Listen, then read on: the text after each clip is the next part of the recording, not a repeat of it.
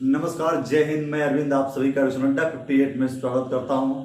तो आज की जो क्लास हो रही है, आज की क्लास इन नंबर सिस्टम के एक ऐसे इंपॉर्टेंट टॉपिक से है जो प्रत्येक एग्जाम में, हर एक एग्जाम में अपने क्वेश्चनों को लेकर के भागीदारी बनाया जाता है।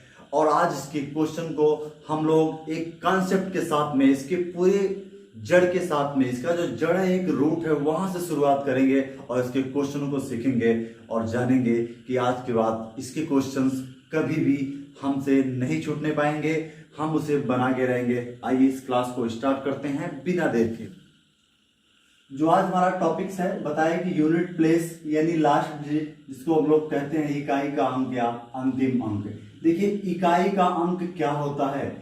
देखिए इकाई का अंक क्या होता है। इकाई का अंक किसी भी संख्या का जो सबसे लास्ट डिजिट होता है, सबसे अंतिम अंक होता है, वही क्या होता है, इकाई का अंक होता है। मैंने क्या बताया आपको कि इकाई का अंक किसी भी संख्या का जो सबसे अंतिम अंक होता है, किसी भी संख्या का जो सबसे अंतिम अंक होता है, सबसे दायां अंक कह लीजिए, क्या कह लीजिए आप, सबसे दायां अंक, वही आपका क्या होता है, इकाई का अंक होता है। तो मैंने क्या कहा कि किसी भी संख्या का, ध्यान दीजिएगा, किसी भी संख्या का जो अंतिम अंक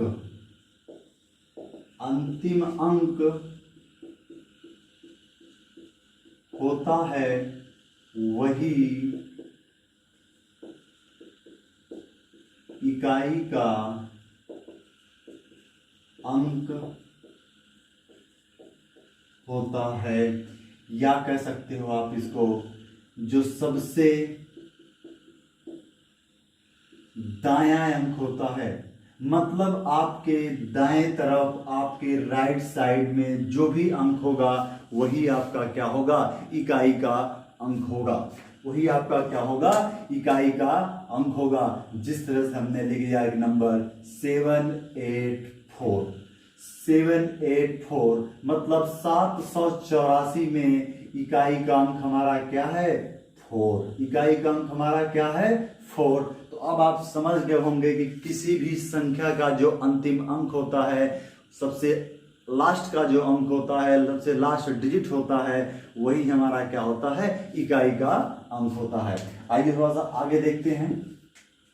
अब देखिए इसमें जो क्वेश्चंस आते हैं, शुरुआत होते हैं, हम लोग छोटे क्वेश्चनों से शुरुआत करते हैं इसके क्वेश्चन को। इसमें पहला क्वेश्चन जो इस प्रकार से होगा, तो गुणे के रूप में क्वेश्चन पहला क्या होगा कि मल्टीपल या गुणे के रूप में आएगा और उसमें पूछ देगा कि वह चीज, इसमें इकाई का अंक क्या है, इकाई का अंक कितना है। तो इस प्रकार क्वेश्चन को हम लोग देखते हैं। क्वेश्चन जैसे हमने ले लिया, एक क्वेश्चन लिया हमने 47 इंटू 19 में इकाई का अंक क्या होगा, इकाई का अंक क्या होगा। देखिए अब इसको सॉल्व करने के लिए आपको इस तरह से नहीं करना कि टोटल आपको मल्टीप्लाई नहीं करना है। आप क्या करोगे, टोटल मल्टीप्लाई करोगे, लिखोगे 47 गुणे 19 और पूरा मल्टीप्लाई करोगे, फिर जो लास्ट में डिजिट आएगा इसको आप बोलोगे कि इकाई का अंक यही है। यह आपको नहीं करना। करना क्या है आपको, आपको क्या मतलब है, सिर्फ आपको इकाई का अंक चाहिए। क्या चाहिए आपको, सिर्फ इकाई का अंक चाहिए। तो आप क्या करिए, इकाई से इकाई में क्या कर दीजिए, गुणा कर दीजिए। इकाई से इकाई में क्या कर दीजिए, गुणा कर दीजिए। और गुणा करने के बाद जो इकाई का अंक आएगा, वही हमारा क्या हो जाएगा, इकाई का अंक हो जाएगा। तो क्या हो जाएगा, 7 9 63। अब देखिए हमको क्या चाहिए, इकाई का अंक चाहिए। तो इस अंक से हमें कोई मतलब नहीं है, यही हमारा क्या हो गया, इकाई का अंक हो गया।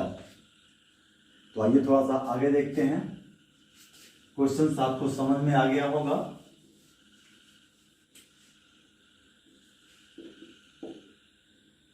दो सौ 254 गुणे 254 गुणे 263 में इकाई का अंक क्या होगा। हमने क्या कहा क्वेश्चन, 247 गुणे 254 गुणे 263 में इकाई का अंक क्या होगा। अब आपको इतना लंबा गुणा नहीं करना, इतना लंबा गुणा करके उसे गुणनफल लाएंगे, फिर उसमें ढूंढेंगे कि इकाई का अंक क्या होगा, फिर उसे बताएंगे। जी नहीं, आपको ऐसा कुछ भी नहीं करना। करना क्या है, आपको सिर्फ क्या करिए, इकाई से इकाई का मल्टीप्लाई करिए। तो 7 चौके कितना हुआ, 28। हमको सिर्फ इकाई से मतलब है, इस नंबर से कोई मतलब नहीं। फिर इस इकाई से इकाई में क्या कर दीजिए, मल्टीप्लाई कर दीजिए। तो 8 त्रिक कितना हो गया, 24 हो गया। हमें सिर्फ इकाई से मतलब है, इस नंबर से कोई मतलब नहीं। यही हमारा क्या हो जाएगा, इकाई का अंक हो जाएगा। क्या हो जाएगा, इकाई का अंक हो जाएगा।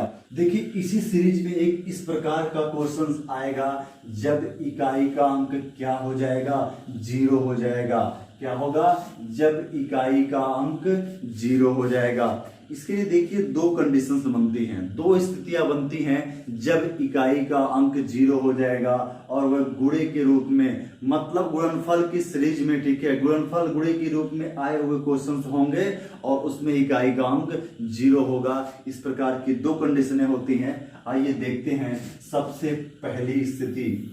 सबसे पहली स्थिति मैं क्या बात कर रहा था, आपकी सबसे पहली स्थिति के बारे में बात कर रहा था।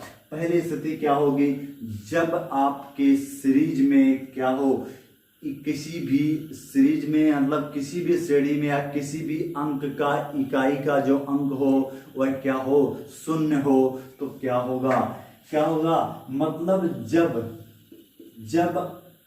क्या हो कि किसी भी संख्या का, जब किसी भी संख्या का इकाई का अंक, क्या बात किया मैंने, इकाई का अंक क्या हो, 0 हो। क्या हो, 0 हो।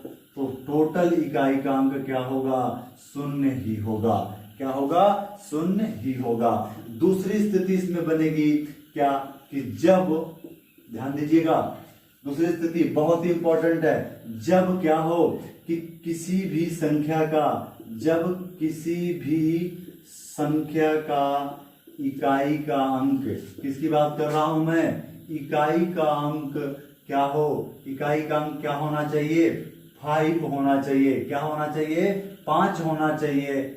और एक सम संख्या हो, एक सम संख्या हो। क्या होनी चाहिए, सम संख्या होनी चाहिए, सम संख्या हो। इस कंडीशन में क्या होगा, इकाई का अंक 0 हो जाएगा। क्या हो जाएगा, इकाई का अंक 0 हो जाएगा। देखिए जो मैं क्या कह रहा था, आपको बताया लास्ट में, आपका पहला स्थिति बताई मैंने कि जब किसी भी संख्या का एक इकाई का अंक क्या होना चाहिए, 0 हो। तो क्या होगा, पूरे गुणनफल का इकाई का अंक क्या हो जाएगा, 0 हो जाएगा। दूसरी स्थिति मैंने बताई कि जब किसी भी संख्या का इकाई का अंक क्या हो, 5 हो। क्या होना चाहिए, किसी भी संख्या, गुणनफल में जो दिया, उसका मल्टीपल की सीरीज दी हुई है, गुणे के रूप में जो सीरीज दी हुई है, उसमें से किसी भी संख्या का एक अंक, मतलब इकाई का अंक 5 हो, तो और उसमें एक संख्या क्या हो, सम हो, तो ऐसी स्थिति में हमेशा क्या होगा, 0 होगा। क्या होगा, 0 होगा। तो आइए इस पर क्वेश्चन देखते हैं। क्वेश्चन हमारा है 1780 2349 गुणे 2653 में इकाई का अंक क्या होगा। ये क्वेश्चन क्या है आपका, 1780 गुणे 2349 गुणे 2653 में इकाई का अंक क्या होगा। मैंने क्या बताया कि इकाई का अंक क्या होगा, ठीक है। मैंने क्या बताया आपके, देखिए इसमें 0 आ गया है। 2 स्थितियां थी जब इकाई का अंक 0 हो जाएगा। पहली स्थिति थी कि क्या होना चाहिए, कहीं भी गुणनफल की जो श्रेणी दी हुई है उसमें कहीं भी संख्या का, किसी भी संख्या का एक इकाई का अंक शून्य हो जाए तो सभी के गुणनफल का जो इकाई का अंक होगा वह भी क्या होगा, शून्य होगा। तो सीधे आप क्या कह दोगे, इकाई का अंक शून्य होगा।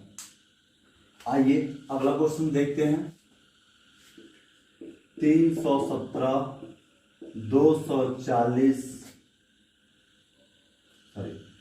242 गुणे 535 गुणे 256 में इकाई का अंक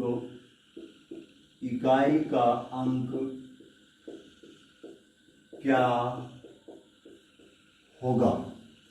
देखिए क्या है आपका 317 गुणे 242 गुणे 535 गुणे 256 में इकाई का अंक क्या होगा।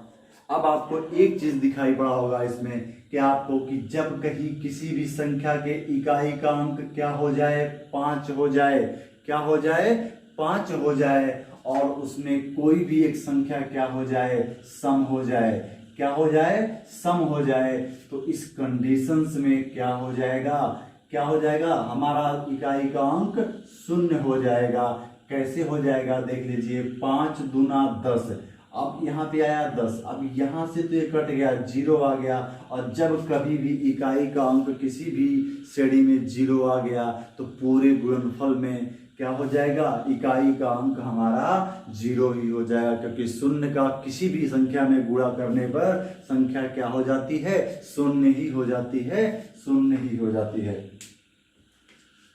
आइए अगले क्वेश्चन की ओर बढ़ते हैं। एक चीज आप समझ सकते हो, कॉन्सेप्ट के रूप में आप लिख लीजिए अपने पास, क्या होगा कि 5 गुणे सम, मतलब 5 गुणे सम बराबर क्या होता है, इकाई शून्य, इकाई शून्य, क्या होगी, इकाई शून्य हो जाएगी। इस चीज को आप नोट कर लीजिए, रख लीजिए। मैंने क्या बताया, जब भी श्रेणी में कहीं पे क्या हो जाएगा, 5 गुणे सम के रूप में आएगी तो उस कंडीशंस में इकाई क्या हो जाएगा, शून्य हो जाएगा। इसको आप नोट कर लीजिए। कुछ क्वेश्चंस देख लेते हैं और भी हम, आइए क्वेश्चंस हम लोग लेते हैं। 425 गुणे 377 गुणे 262 गुणे 543 में इकाई का अंक क्या होगा, इकाई का अंक क्या होगा। तो अब बताइए, इस क्वेश्चन को आप बनाने का प्रयास करिए, ठीक है। चलिए बनाते हैं क्वेश्चंस, आप सभी का भी बन गया होगा। तो क्या कहा है ये देखिए, क्वेश्चंस में मैंने एक चीज आपको कॉन्सेप्ट दिया हुआ था कि जब भी किसी संख्या के इकाई का अंक क्या हो जाए, 5 हो जाए, 5 हो जाए, और आगे कहीं पे भी एक संख्या हमको क्या मिल जाए, सम मिल जाए, इवन मिल जाए, तो इस कंडीशंस में जो हमारा इकाई का अंक आएगा वह क्या आएगा, शून्य आएगा। क्या आएगा, शून्य आएगा। तो अब इसके आगे मजेदार इसी कॉन्सेप्ट के साथ में इकाई के अंक के और भी सारे क्वेश्चंस हम लोग देखेंगे अगले पार्ट में। अगर आपको पसंद आए तो वीडियो तभी लाइक करिएगा, तभी शेयर करिएगा अगर वीडियो आपको पसंद आए। बस आज के लिए इतना ही। Thank you.